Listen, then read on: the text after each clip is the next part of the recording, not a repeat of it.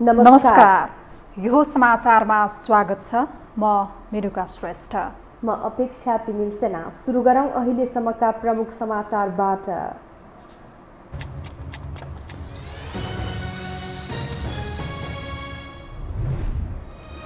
नेपाली कांग्रेसको 14औं महाधिवेशन प्रक्रिया सुरु। सदस्यता सार्वजनिक नहुँदा 21 जिल्लामा भएन अधिवेशन। स्वस्थ प्रतिस्पर्धाबाट नेतृत्व चयन गर्न देउबाको आह्वान। आगामी निर्वाचनपछि फेरि आफ्नै नेतृत्वमा सरकार बन्ने एमालेको जिकिर। निर्वाचनको तयारीमा जुट्न कार्यकर्तालाई निर्देशन। एमाले पूर्ण रूपमा त्यागेको वामदेवको घोषणा। दार्चुलाको तुइन प्रकरणबारे नेपालले भारतलाई जानकारी नै नगराएको तथ्य सार्वजनिक। भारतसँग प्रतिवाद गर्न सरकारले खुट्टा कमाएको प्रतिपक्ष दलको आरोप।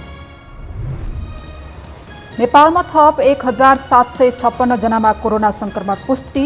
थप 23 जनाको मृत्यु। निषेधाज्ञा खुले पनि व्यापार व्यवसायमा छैन उत्साह। र तालिबानका सहसंस्थापक बरदारले अफगानिस्तान सरकारको नेतृत्व गर्ने। आजै नयाँ सरकार गठनको तयारी। सर्वोच्च नेता अखुन्जादा चाहिँ धार्मिक गतिविधिमा सक्रिय हुने।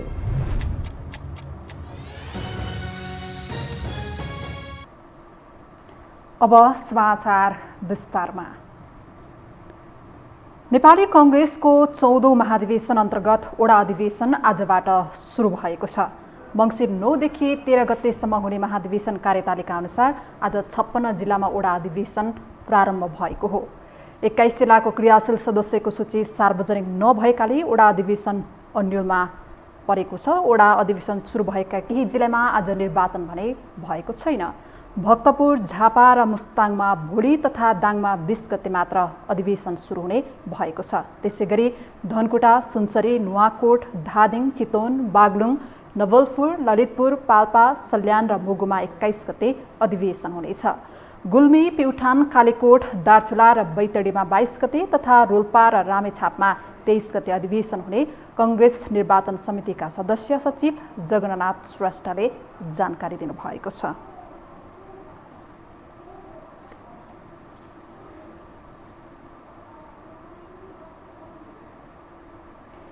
नेपाली कांग्रेसको 14औं महाधिवेशनको औपचारिक सुरुवात भएको छ। 5.5 वर्षपछि हुन लागेको महाधिवेशनको प्रक्रिया गाउँ तथा नगर ओडा अधिवेशन आजबाट सुरु भएको हो। मङ्सिर 9 गतेबाट महाधिवेशन नै सुरु हुने भए पनि संस्थापन र इतर पक्षले अझै सभापतिको साझा उम्मेद्वार तय गर्न भने सकेको छैन। एक रिपोर्ट। नेपाली कांग्रेसको ओडा अधिवेशनको पूर्व सन्ध्यामा वरिष्ठ नेता रामचन्द्र पौडेल पक्षले बिहिबार पत्रकार सम्मेलन गर्यो। पत्रकार सम्मेलनमा पौडेल पक्षबाट सभापतिका 4 आकांक्षी एउटै मञ्चमा सहभागी भए। तर बसाई व्यवस्थापनमा समस्या पर्दा वरिष्ठ नेता पौडेललाई एकछिन आपत नै पर्यो। सभापतिका 4 आकांक्षीहरूलाई मञ्चमा कसरी व्यवस्थापन गर्ने भन्नेमै आपतमा परेका पौडेलले बल्ल तल आफ्नो बायाँतिर क्रमशः प्रकाशमान सिंह र शेखर कोइरालालाई बसाए र दायाँतिर महामन्त्री शशाङ्क कोइरालालाई बसाएर आफू बीचमा बसे। एकैछिनको अलमलपछि पौडेलले उनीहरूको बसाईको व्यवस्थापन त गरे, तर एउटै कार्यक्रममा बसाईको व्यवस्थापन गर्न समेत पौडेललाई हम्मे पर्दा अब आफू सहितका 3 आकांक्षीलाई कसरी मिलाएर अगाडि बढ्ने भन्ने विषय पौडेलका लागि चुनौतीपूर्ण बनेको छ। एउटा सामूहिकताको बाटोमा देशलाई र पार्टीलाई लान चाहने हामीहरू भएको हुनाले हामीहरूले उम्मेदवारी दिने कुरामा पनि आफैले उम्मेदवारी दिने कुरा भन्दा पनि सल्लाह गरेर हामीले आपसमा सहमति गरेर आफूले कसलाई कुन ठाउँमा राख्नुपर्ने हो, कसले के जिम्मेवारी लिँदा ठिक हुन्छ, कहाँनिर हाम्रो बिचमा यो आपसमा एकता कायम हुन्छ, सबै समेटिएर सबै सम्मिलित भएर कसरी हामी अगाडि बढ्न सक्छौँ र चुनौतीहरूको सामना गर्न सक्छौँ भनेर हामी छलफल गरिरहेका छौँ। यति बेला संस्थापन इतर पक्षका तर्फबाट पौडेल सहित महामन्त्री डाक्टर शशाङ्क कोइराला, नेता द्वय प्रकाशमान सिंह र डाक्टर शेखर कोइराला सभापतिको आकांक्षी छन्। उनीहरूकै बीचबाट नेत्री सुजाता कोइराला पनि आफूलाई सभापतिको दावी गर्छिन्। पार्टीमा योगदानका हिसाबले यी नेताहरूको खासै भिन्नता छैन। तर आधा दर्जनमा सभापतिको मोह देखिँदा पौडेल पक्ष फसादमा परेको छ। यसबाट को पछि हट्ने हुन् र कसलाई उम्मेद्वार बनाउने भन्नेमा संस्थापन इतर अलमलमा देखिन्छ। त्यसैले पनि संस्थापन इतर समूहले सभापतिको साझा उम्मेद्वार अझै पनि तय गर्न सकिरहेको छैन। यता सभापतिका अर्का उम्मेद्वार प्रधानमन्त्री समेत रहेका शेरबहादुर देउवालाई हराउन सक्ने उम्मेद्वार दिनुपर्ने माग पौडेल समूहभित्र छ। तर चारैजनाले अहिलेसम्म एकले अर्कालाई छाड्ने कुरा गरेका छैनन्, बरु आफू नै संगठनमा बलियो रहेको दावी गरिरहेका छन्। महामन्त्री कोइरालाले आफूले मात्रै सभापतिमा देउवालाई हराउन सक्ने दावी प्रस्तुत गरिरहेका छन्। पूर्व मन्त्री सिंह पनि आफू सभापतिका लागि बलियो उम्मेद्वार हुने दावी गर्दै आएका छन्। डाक्टर शेखर कोइराला पनि आफू यसपटक सभापति पदमा उठी छाड्ने बताइरहेका छन्। यो अवस्थामा पौडेल समूहले भने साझा उम्मेद्वार नै तय गर्न नसक्ने कतिपय विश्लेषकको ठम्याइ छ। कसैले पनि विमलनजीले चाहिँ या अरू कोही पनि तपाईँको चाहिँ आकाङ्क्षीहरूले अझ तपाईँको एउटा मान्छेको भावना त के छ भने एकदम युवाहरू आउनुपर्छ भनेर। मलाई के भन्नु छ भनेदेखि निरन्तरता सहितको परिवर्तन अहिलेको आवश्यकता हो। हिजोको सबै छोडेर तपाईँ अहिले एकैचोटि नयाँ पनि आउन सक्नुहुन्न। अब कतिपय मान्छेहरू आफूलाई प्रचार गर्नको लागि पनि आएको होला, तर उहाँहरूलाई मलाई के लाग्छ भने अन्तिममा आखिरमा गएर 3टा उम्मेदवार हुन्छन्। शेरबहादुरजी उठ्नुभयो भने शेरबहादुरजी, विमलनजी, अब रामचन्द्रजीहरूको यी 4जनाबाट 1जना को आउँछ। त्यो पनि गाह्रो छ। त्यहाँ चारैजना त्यति महत्त्वाकांक्षी छ। यता संस्थापन पक्षबाट शेरबहादुर देउवा पछि हट्ने कुरै भएन। संस्थापनमै सक्रिय उपसभापति विमलेन्द्र निधिले आफ्नो दावेदार प्रस्तुत गरिसकेका छन्। उनी पछि हट्न सक्ने अवस्थामा देखिँदैनन्। यसर्थ पौडेल पक्षले एकल उम्मेद्वार उठाउन सकेको खण्डमा र संस्थापन पक्षबाट 2 उम्मेद्वार महाधिवेशनमा लडेको खण्डमा पौडेल पक्ष कंग्रेसको नेतृत्व गर्न सक्ने अवस्थामा पुग्न सक्ने आकलन गर्न थालिएको छ। यो टेलिभिजनका लागि मेनुका श्रेष्ठको रिपोर्ट। प्रमुख प्रतिपक्ष दल नेकपा एमालेका प्रवक्ता प्रदीप गेवालीले आगामी निर्वाचनपछि आफ्नो पार्टी फेरि सरकारमा फर्कने दावी गर्नुभएको छ।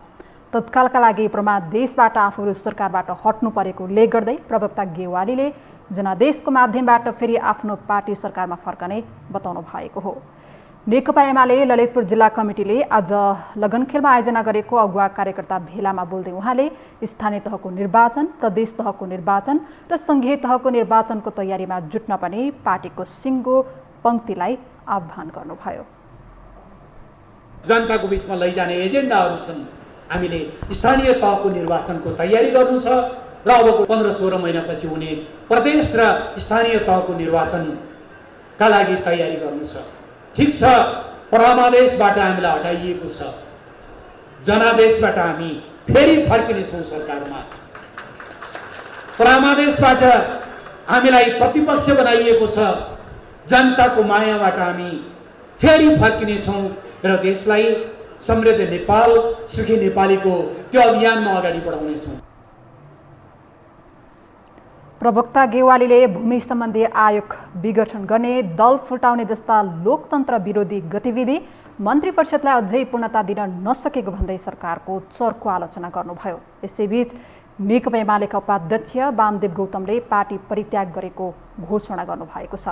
गौतमले एमालेको सबै पदबाट राजीनामा दिएको पत्र उहाँका स्वकीय सचिव मार्फत कार्यालयमा शेरबहादुर तामाङलाई बुझाउनु भएको हो।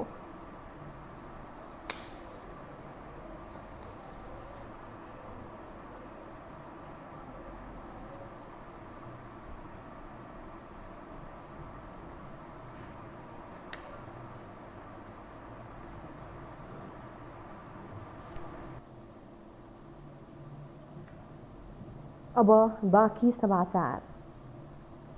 नेकपा एमालेका संसदीय दलका उपनेता सुभाष नेम्बाङले पार्टी विभाजनको औचित्य पुष्टि गरेर देखाउन एकीकृत समाजवादी पार्टीको नेतृत्वलाई चुनौती दिनुभएको छ। पार्टी निकट प्रगतिशील तथा पेशागत कानुन व्यवसायी संगठनले आज ललितपुरमा आयोजना गरेको कार्यक्रममा बोल्दै संविधान सभाका अध्यक्ष समेत रहनुभएका उपनेता नेम्बाङले माधव नेपाल प्रति लक्षित गर्दै खाली त र मको कुरा गरेर पार्टी विभाजनको औचित्य स्थापित गर्न नसकिने पनि प्रश्न पार्नुभयो। बिना विचारधारा, दर्शन र कार्यक्रम बिना पार्टी फुटाउन नपाउने संवैधानिक व्यवस्था रहेको उल्लेख गर्दै उहाँले त्यस विपत्ति गएर माधव नेपालहरूले पार्टी फुटाएको आरोप समेत लगाउनुभयो।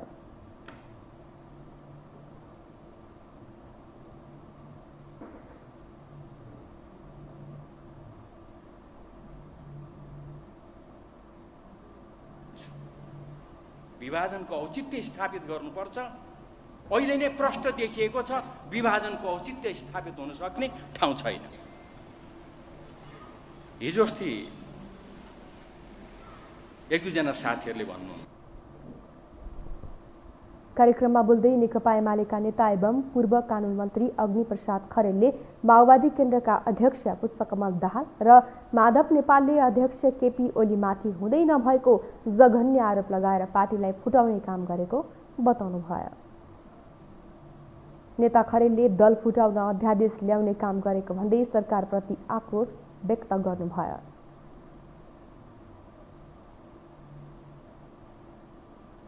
लुम्बिनी प्रदेशको मन्त्री परिषदमा जिम्मेवारी हेरफेर भएको छ। मुख्यमन्त्री कुलप्रसाद केसीको सिफारिसमा मन्त्री परिषद हेरफेर र कार्यविभाजन भएको हो। प्रदेश प्रमुख अमिक शेरचनले नेपालको संविधानको धारा 168 को उपधारा 9 अनुसार यसअघि बिना विभागीय मन्त्री बनेका अजय बहादुर शाहीलाई उद्योग वाणिज्य तथा आपूर्ति मन्त्रीको जिम्मेवारी तोक्नु भएको छ। यस्तै सरकार प्रवक्ता समेत रहेका आर्थिक मामिला मन्त्री कृष्ण ध्वज खड्कालाई सहकारी मन्त्रालयको समेत थप जिम्मेवारी दिइएको छ। यस्तै शहरी विकास मन्त्री दिल्ली बहादुर चौधरीलाई पर्यटन ग्रामीण मन्त्रालयको जिम्मेवारी समेत थपिएको छ।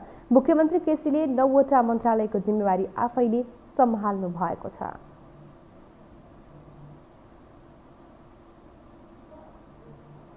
दार्चुलाका जयसिंह धामी बेपत्ता भएको 1 महिना बढी बितेको छ।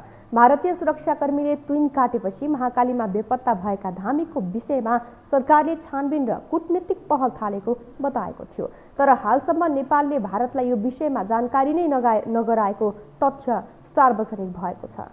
एक रिपोर्ट।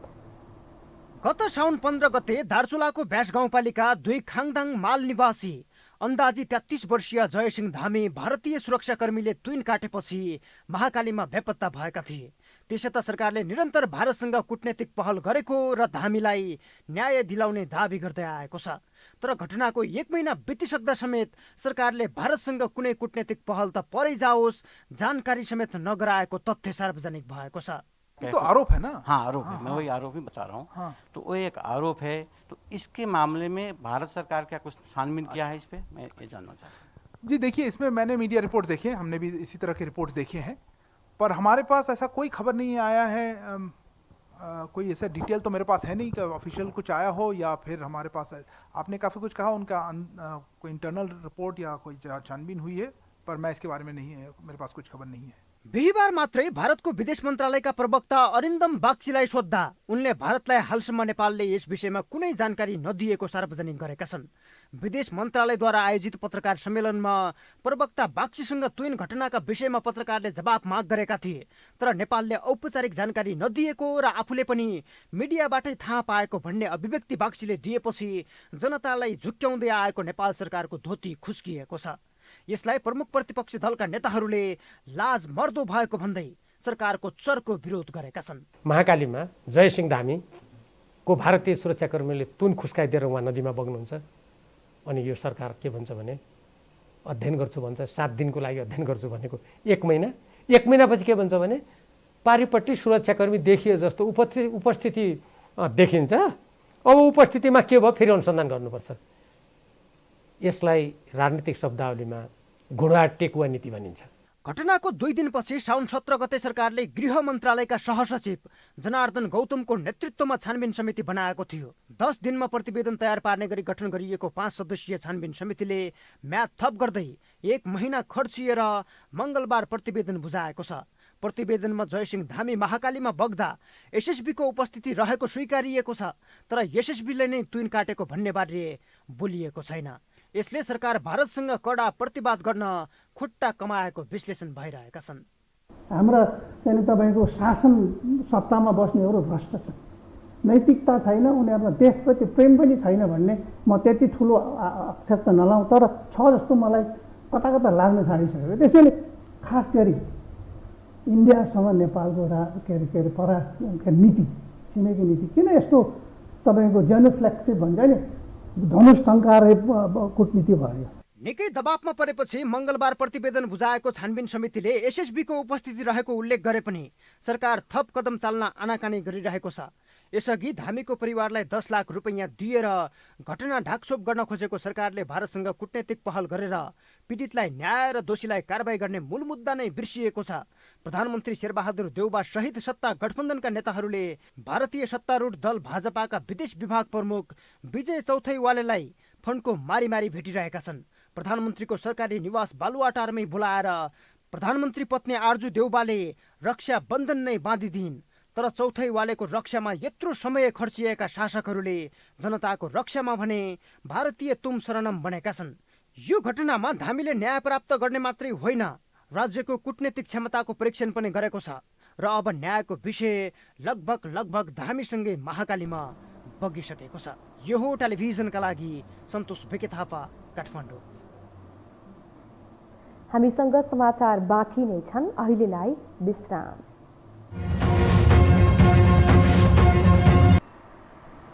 विश्रामपछि स्वागत छ।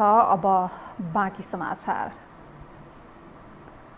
पछिल्लो 24 घण्टामा नेपालमा थप 1756 जनामा कोरोना संक्रमण पुष्टि भएको छ।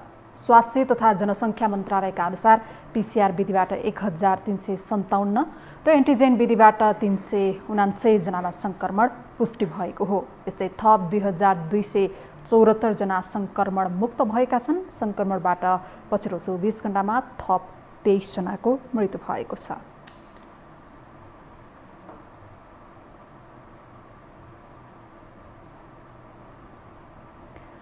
कोरोना संक्रमणका कारण लामो समयदेखि बन्द रहेको चलचित्र भवनहरू स्वास्थ्य मापदण्ड पालना गर्दै खुल्न पाउने भएका छन्। सरकारले तत्कालका लागि उपत्यकाभित्रका फिल्म हलहरू खुलाउने निर्णय गरेसँगै चलचित्रकर्मीहरू दर्शकमा जाने तयारीमा जुटेका छन्। एक रिपोर्ट। कोरोना महामारीसँगै मुलुकमा जारी लकडाउनका कारण विगत 1.5 वर्षदेखि ठप्प रहेको चलचित्र क्षेत्र हलहरू खुल्ने भएसँगै उत्साही बनेको छ। कोरोना संक्रमणको दर पूर्ण रूपमा नघटे पनि संक्रमितको संख्या तुलनात्मक रूपमा कम हुँदै गएको र क्रमशः नागरिकमा खोपको पहुँच पुगेकाले सरकारले देशभर लकडाउन खुकुलो पार्दै जाने भएको छ। यसै क्रममा बुधबार उपत्यकाका 3 जिल्ला प्रशासन कार्यालयहरूले झण्डै 2 वर्षदेखि बन्द रहेको चलचित्र भवनहरू बिहिबारबाट खोल्न अनुमति दिएको छ। हलमा 50% मात्र दर्शकको उपस्थिति र पूर्ण रूपमा स्वास्थ्य मापदण्ड पालना गरी हलहरू खोल्न पाउनेछन्। प्रशासनको यो निर्णयलाई फिल्म कर्मीले स्वागत गरेका छन्। लामो समयदेखि बन्द रहेको चलचित्र उद्योग पुनः सञ्चालनमा आउने भएपछि सरकारवालाहरू दर्शकलाई हलसम्म ल्याउन आन्तरिक तयारीमा समेत जुटेका छन्। फिल्महरू पनि त्यति म्यानेज भएन त्यो बेला, नभए कुरा गर्ने किन अब हलिउड बलिउड होइन, अब कुराहरूमा नेपाली फिल्महरू पनि त्यो बेला चाहिँ जुन पहिला रिलिज गर्छु भनेर बसेकाहरू ब्याक भयो। अनि त्यो जुन सर्टेन त्यो टाइममा जुन कसैको अब एड पनि पुगिरहेको छैन होइन। त्यसकारण चाहिँ अब फिल्महरू म यस्तो प्रेम कहानी भन्ने एउटा फिल्म रिलिज भएको थियो शिव श्रेष्ठको होइन, त्यसपछि खासै त्यति फिल्महरू आएन र दर्शकहरू आउँदाखेरि हामीले के फिडब्याक दिएर गएको छ भने नयाँ फिल्महरू यदि मतलब चाहिँ राम्रो खालको नयाँ फिल्महरू ल्यायो भने मलाई चाहिँ हामी आउँछौँ र मलाई चल्छ भन्ने कुरा हामीलाई विश्वास छ। लामो समयदेखि हलहरू पूर्ण रूपमा बन्द भएका कारण आन्तरिक व्यवस्थापनमा पनि केही समय लाग्छ। आजको भोलि फिल्म हल चलाउन नसके पनि भदौको अन्तिम सातापछि दर्शकले हलमा नै गएर चलचित्र हेर्न पाउने वातावरण बनाउने चलचित्र वितरक तथा हल सञ्चालकहरूको दाबी छ। चलचित्रहरू तयारमा छ तर दसैँ नभइकन फेरि रिलिज हुने चाहिँ अवस्था छैन। त्यसको लागि होमवर्कहरू सुरु छ हिजोदेखि नै, कुन चलचित्र लगाउने कसरी लगाउने, त्यसमा हलका साथीहरूले पनि हामीले अलिकति कोअपरेट गरेर जानुपर्छ भन्ने कुराहरूको एउटा होमवर्क भइ नै रहेछ भने चाहिँ त्यस्तै चलचित्र विकास बोर्डले पनि रिलिज गर्ने चलचित्रहरूलाई के प्रोत्साहन गर्नुपर्छ, त्यसको लागि के फेसिलिटीहरू प्रोभाइड गर्नुपर्छ।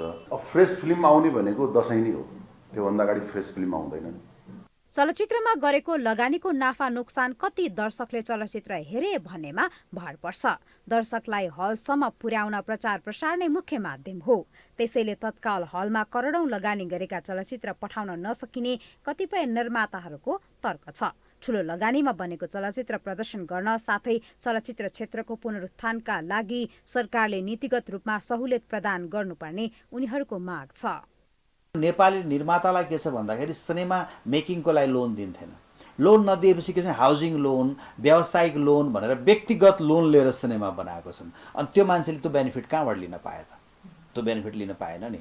त्यसले गर्दाखेरि निर्माता त्यहीँको त्यहीँ मारमा छ के। त्यसले गर्दा मैले अब रिलिज हुने सिनेमालाई पनि 20% र सुटिङमा जाने छायाङ्कनमा जाने सिनेमालाई पनि 20% को सब्सिडाइज र गभर्मेन्टले फेसिलिटेट गरिदिएको खण्डमा मात्रै हामी जान सक्छौँ। कोरोना महामारीका कारण समग्र क्षेत्र प्रभावित पक्कै बनेको छ। यसबाट मनोरञ्जन क्षेत्र पनि अछुतो छैन। लामो समय बन्द चलचित्र क्षेत्र चलायमान बनाउनका लागि उपत्यकाका जिल्ला प्रशासनले गरेको निर्णय स्वागत योग्य पक्कै छ। यद्यपि कोरोनाको त्रास अझै पनि आम मानिसमा कायमै छ। कतिपयले हल खुलाउने निर्णयको आलोचना समेत गरिरहेका छन्। विदेशी चलचित्रमा निर्भर नेपाली चलचित्र उद्योग कोरोना महामारीले थप सङ्कटमा पुर्याएको छ। यस्तो अवस्थामा कसरी हलसम्म दर्शक तान्न सकिन्छ, कसरी नेपाली चलचित्र क्षेत्र र कलाकारहरूलाई पुनर्स्थापना गर्न सकिन्छ भन्ने विषयमा सम्बन्धित पक्षको ध्यान जान जरुरी छ। यो हो टेलिभिजनका लागि क्यामेरामा निशान तामाङका साथ निम्लिकी शेर्पा, काठमाडौँ। अब बाँकी समाचार। भूमि सम्बन्धी आयोगहरू बन्ने र काम पूर्ण नहुँदै खारेज हुने परिपाटीले भूमिहीनलाई राज्यले एकपटकको लागि जग्गा दिने विषय कार्यान्वयनका लागि चुनौतीपूर्ण रहेको सांसदहरूले बताएका छन्। राज्यले जमिन बाँड्ने मात्रै कुरा गरेको र जमिन कहाँबाट ल्याउने भन्ने अध्ययन नै नभएकोले भूमिहीनलाई जग्गाको विषय नारामै सीमित हुने खतरा बढेको छ। एक रिपोर्ट। शुक्रबार विधान व्यवस्थापन समितिको बैठकमा दलित समुदाय र भूमि अधिकारको सम्बन्धमा रहेका कानूनी प्रावधानहरूको विषयमा छलफल गर्दै सांसदहरूले भूमिहीनलाई राज्यले जग्गा दिने विषय चुनौतीपूर्ण रहेको बताएका छन्। बैठकमा बोल्दै सांसद डाक्टर विमला राई पौडेलले भूमि दिने विषय प्राविधिक भन्दा पनि राजनीतिक विषय भएकाले धेरै आयोगहरू बन्ने र खारेज हुने गर्नाले भूमि सम्बन्धी समस्या तत्कालै समाधान हुन नसक्ने बताइन्। मलाई चाहिँ कस्तो लाग्छ भने यो भूमि दिने भन्ने कुरा चाहिँ प्राविधिक भन्दा पनि मोर पोलिटिकल इस्यु हो हैन। त्यसले गर्दाखेरि यति धेरै आयोगहरू बन्दै खारेज हुँदै गरिरहेको अवस्था अब यसमा चाहिँ अब अहिले तुरुन्तै यो समाधान हुने जस्तो चाहिँ मैले पनि देख्दिनँ। तर कतिपय कुराहरू चाहिँ क्लारिफाई गर्न जरुरी छ। अब हाम्रो यो पोस्ट लेजिस्लेटिभ स्क्रुटिनीले कतिसम्म गर्न सक्छ मलाई थाहा छैन। सांसद बेदुराम भुसालले राज्यले जमिन बाँड्ने मात्रै कुरा गरेको र जमिन कहाँबाट ल्याउने भन्ने कुरा स्पष्ट नभएको उल्लेख गरे। जनसङ्ख्या बढिरहेको तर जमिन भने नबढ्ने भन्दै उनले जमिन बाँड्ने कुरा चुनौतीपूर्ण रहेको बताए।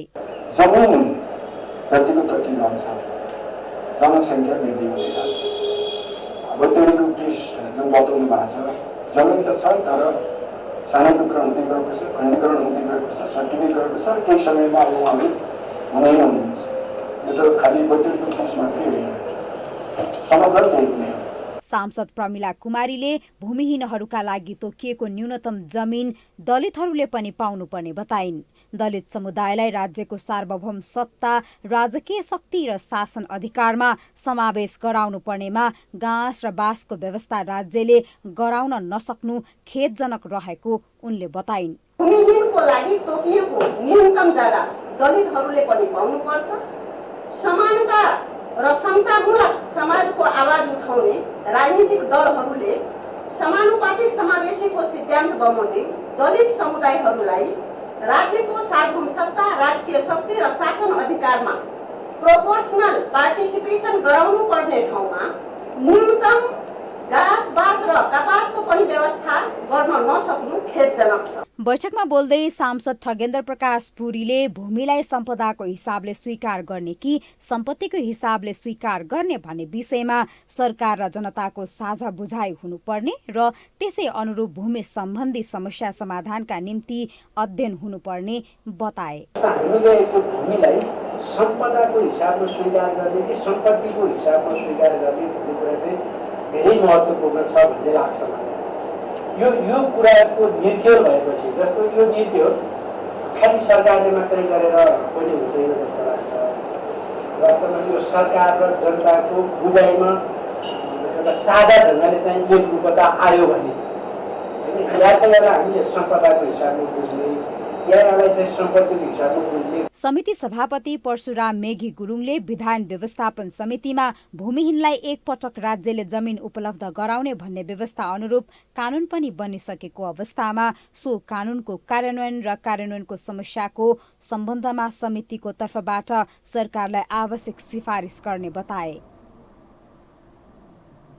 स्वास्थ्य तथा जनसङ्ख्या मन्त्रालयले बीपी कोइराला स्वास्थ्य विज्ञान प्रतिष्ठान धरानलाई अनिवार्य बाहेक आर्थिक कारोबार बन्द गर्न निर्देशन दिएको छ। प्रतिष्ठानका सबै पदाधिकारीहरू आर्थिक अनियमितताका घटनामा संलग्न भएको पाइएपछि मन्त्रालयले पत्राचार गरेर अनिवार्य बाहेकका आर्थिक कारोबार बन्द गर्न प्रतिष्ठानलाई लिखित निर्देशन दिएको हो।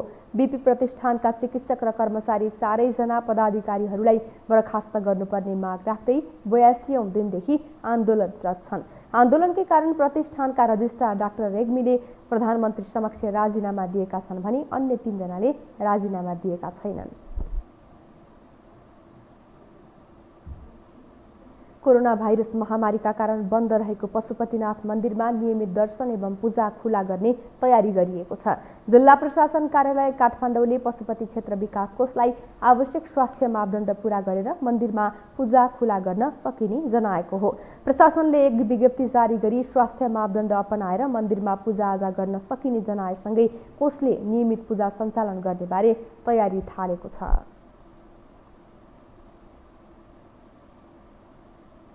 नेपाल पर्यटन बोर्ड र trekking agency association of Nepal टानबीच जीविकोपार्जनका लागि दिगो पर्यटन पुनरुत्थान गर्ने सम्झौता भएको छ।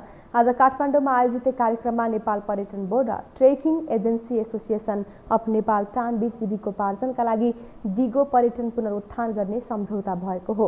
कार्यक्रममा नेपाल पर्यटन बोर्डका उपाध्यक्ष चन्द्र रिजालले नेपाल पर्यटन बोर्डको गल्ती भए सुझाव दिन तर अन्यथा नकारात्मक टीका टिप्पणी नगर्न आग्रह गर्नुभयो। हाम्रा जुन मजदुर साथीहरू अथवा जो श्रमिक भन्ने शब्द प्रयोग गरौँ भन्ने छ के अरे हाम्रा पर्यटन श्रमिक जति पनि हुनुहुन्छ उहाँहरू आफ्नो जबबाट पलायन नहुन्, ताकि भोलि रिभाइभल गर्दाखेरि रिभाइभल शब्द अलि मात्रै हुँदैन, पैसा इन्जेक्ट गर्दै चाहिँ पनि हुँदैन। त्यो रिभाइभल गर्दा सबभन्दा महत्त्वपूर्ण भूमिका हुन्छ श्रमिकको। श्रमिकै नभए के को रिभाइभल। कार्यक्रममा trekking agency association of Nepal टानका अध्यक्ष खुमबहादुर सुवेदीले पर्यटन विकासको लागि समूहगत रूपमा काम गरिरहेको बताउनुभयो। उहाँले पर्यटन व्यवसायसँग जोडिएका सबै श्रमिकहरूको सहकार्य र सहयोगमै टानले आफ्नो काम अघि बढाइरहेको जानकारी दिनुभयो। रोजगारी दिनुपर्ने छ, हाम्रा पदयात्रा र प्रतारोहण मात्र होइन सबैले दिनुपर्ने नेपाल टुरिज्म बोर्डको दायित्व युएनडिपीले राखेको आफ्नो एउटा उद्देश्य रहेको हुँदा त्यो एउटा टान पनि एउटा पात्र हो। त्यो भित्र चाहिँ पदयात्रा र प्रतारोहणमा मुख्य हिस्सेदार राखेको छ। अध्यक्ष सुवेदीले टानले अब ढिला नगरिकन नेपाल पर्यटन बोर्डसँग सहकार्य गरेर पर्यटन विकास र प्रवर्धनको कामलाई अघि बढाउने बताउनुभयो।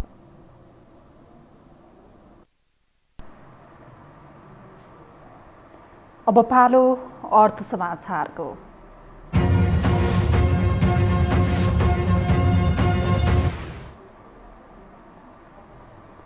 सुनसरीका 2 परिवारले खसी बोका पालेरै वार्षिक 1 करोड बढीको कारोबार गर्दै आएका छन्। उत्पादनले सहजै बजार पाउने र माग समेत बढी आउने भएकाले खसी बाख्रा पालन उनीहरूको राम्रो आम्दानीको स्रोत बनेको हो।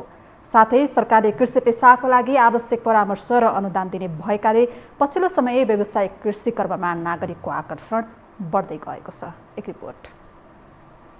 सुनसरीको कोशी कटान क्षेत्रमा 2 वर्ष अघिबाट थालिएको बोयर गोठ फार्ममा 3 महिनाको एउटै पाठी 2.5 लाख मूल्यमा बिक्री हुने गरेको छ। अस्ट्रेलियाबाट चिम्पान्जी जातको बोका र बाख्रा ल्याएर सुरु गरिएको सो फार्मले 2 लटका पाठापाठी बिक्री गरिसकेको छ। फार्मका खसी बाख्रा मासुका लागि भन्दा पनि बिउ र उत्पादनको लागि किसानले प्रयोगमा ल्याउने गरेका छन्।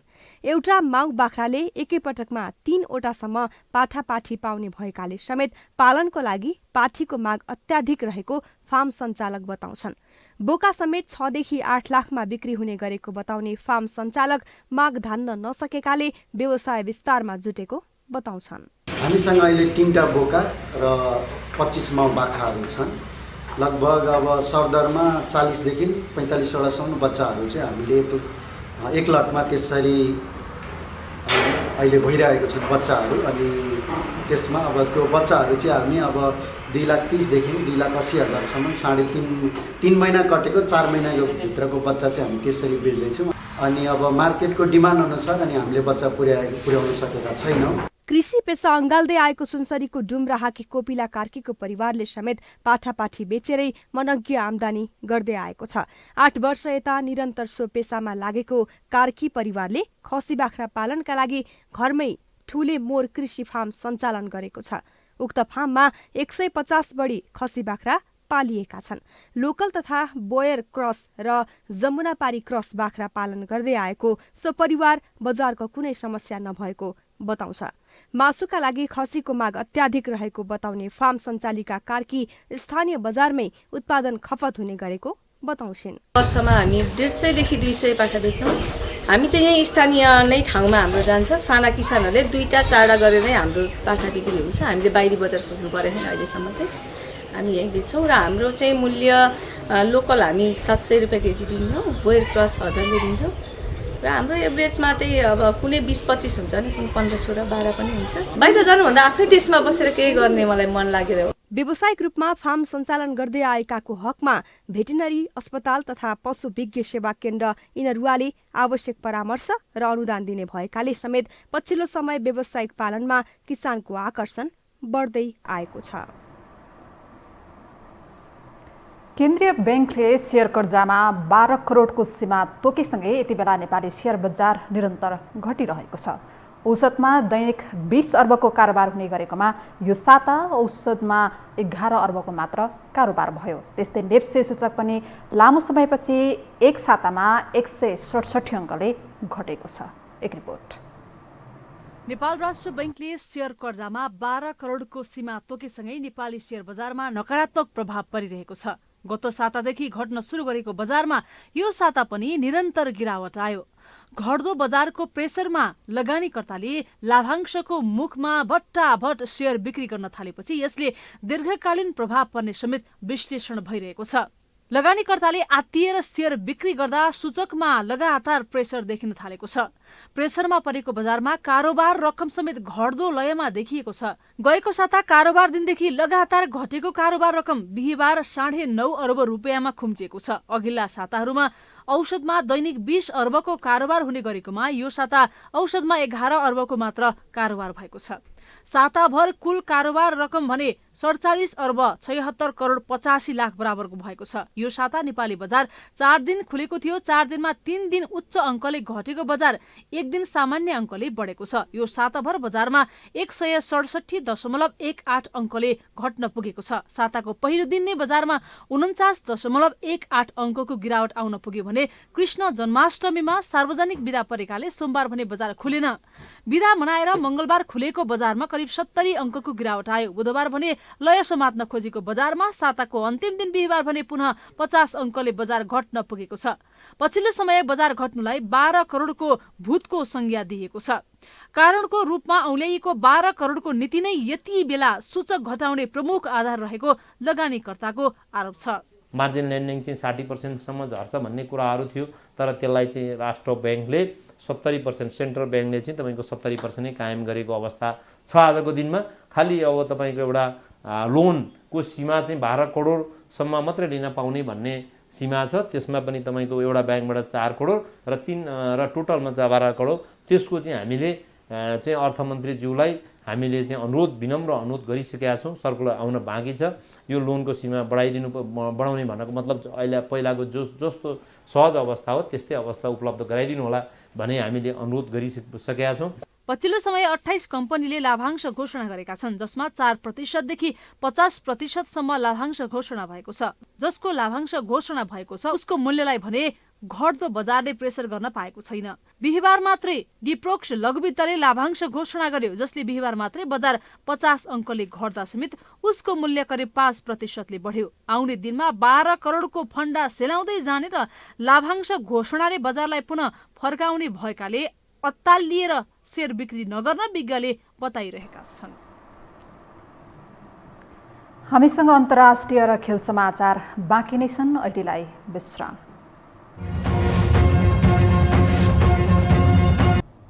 विश्रामपछि स्वागत छ। अब अन्तर्राष्ट्रिय समाचार।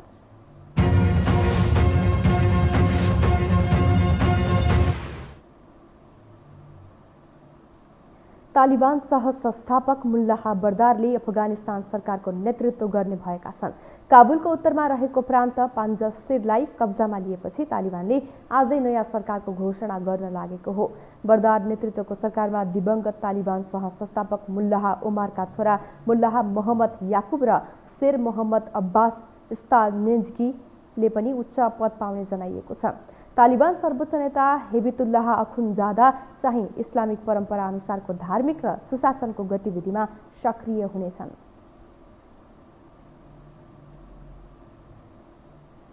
बेलायतले तालिबान सरकारलाई मान्यता नदिने भएको छ। कतारको राजधानी दोहामा तालिबान नेताहरूसँगको भेटपछि बेलायती विदेश मन्त्री डोमिनिक राबले अफगानिस्तानको तालिबान सरकारलाई मान्यता नदिने घोषणा गरेका हुन्। बेलायतको चासो अफगानिस्तानमा फँसेका आफ्ना मानिसको उद्धार भएको भन्दै उनले उद्धारका लागि छिट्टै काबुल विमानस्थल खुला हुने सम्भावना रहेको समेत बताएका छन्। तालिबानले पश्चिमा देशहरूसँग सम्बन्ध राम्रो राख्ने हो भने तत्काल अफगानिस्तानमा फँसेका नागरिकहरूलाई त्यहाँबाट बाहिर जान दिनुपर्ने अडान बेलायतले राखेको छ।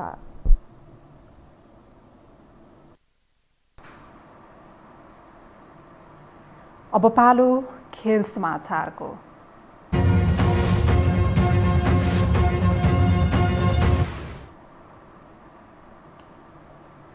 पारा ओलम्पिकका नेपाली खेलाडी परेशा गोवर्धनको पदक सम्भावना समाप्त भएको छ। आज टोकियोमा सम्पन्न खेलमा चिम्के ली चेनसँग 12-9ले पराजित भएपछि परेशाको पारा ओलम्पिकमा पदक जित्ने सम्भावना समाप्त भएको हो।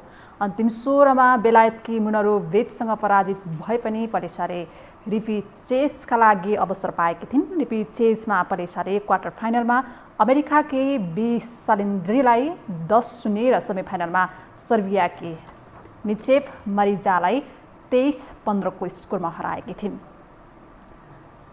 काँस्य पदकका लागि भएको भिडन्तमा लीसँग 12-9ले पराजित भएकी थिइन्। ली विरुद्धको खेलमा पहिलो राउन्डमा 4-2 को अग्रता लिएकी परेशा दोस्रो राउन्डको खेल सकिँदा 7-4ले पछि परेकी थिइन्। अन्तिम चरणमा समान 5-5 को स्कोर गरेपछि परेशा हारेकी थिइन्।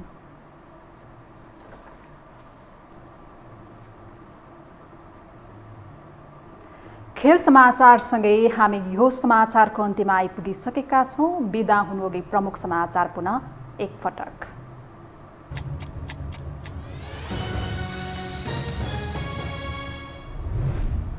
नेपाली कांग्रेसको 14औं महाधिवेशन प्रक्रिया सुरु। सदस्यता सार्वजनिक नहुँदा 21 जिल्लामा भएन अधिवेशन। स्वस्थ प्रतिस्पर्धाबाट नेतृत्व चयन गर्न देउवाको आह्वान। आगामी निर्वाचनपछि फेरि आफ्नै नेतृत्वमा सरकार बन्ने एमालेको जिकिर। निर्वाचनको तयारीमा जुट्न कार्यकर्तालाई निर्देशन। एमाले पूर्ण रूपमा त्यागेको वामदेवको घोषणा। दार्चुलाको तुइन प्रकरणबारे नेपालले भारतलाई जानकारी नै नगराएको तथ्य सार्वजनिक। भारतसँग प्रतिवाद गर्न सरकारले खुट्टा कमाएको प्रतिपक्षी दलको आरोप। नेपालमा थप 1456 जनामा कोरोना संक्रमण पुष्टि। थप 23 जनाको मृत्यु। निषेधाज्ञा खुले पनि व्यापार व्यवसायमा छैन उत्साह। र तालिबानका सहसंस्थापक बर्दाले अफगानिस्तान सरकारको नेतृत्व गर्ने। अझै नयाँ सरकार गठनको तयारी। सर्वोच्च नेता अखुन्जादा धार्मिक गतिविधिमा सक्रिय हुने।